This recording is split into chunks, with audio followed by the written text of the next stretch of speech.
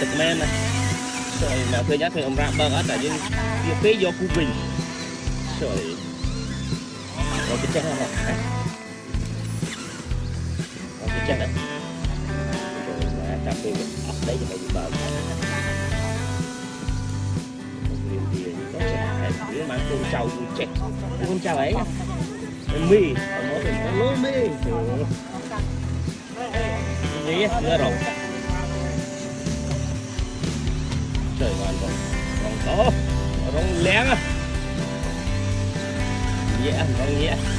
nó bỏ cho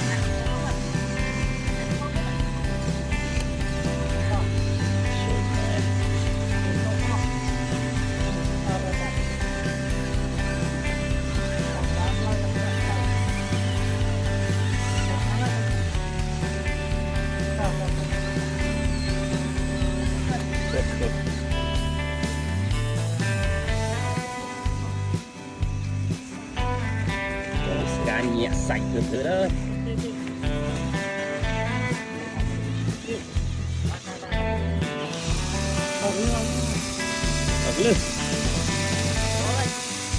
bắt đầu bật thao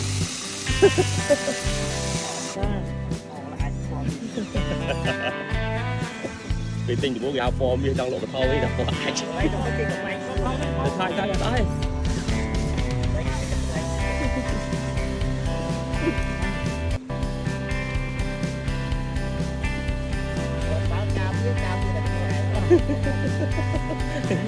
anh sắp sẽ đánh mình nữa là đi đây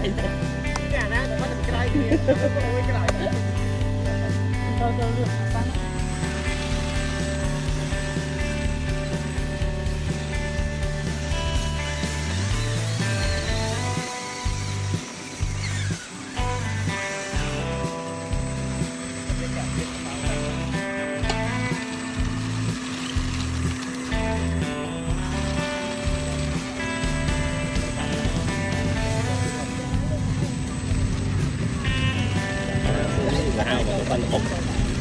con thân lửa buôn lắm làm nó thở tại vì chăm đã buôn nhưng đã đó nó cũng chăm đã buôn rồi ra cho mau ấy vừa chăm rồi giờ nên cô nặng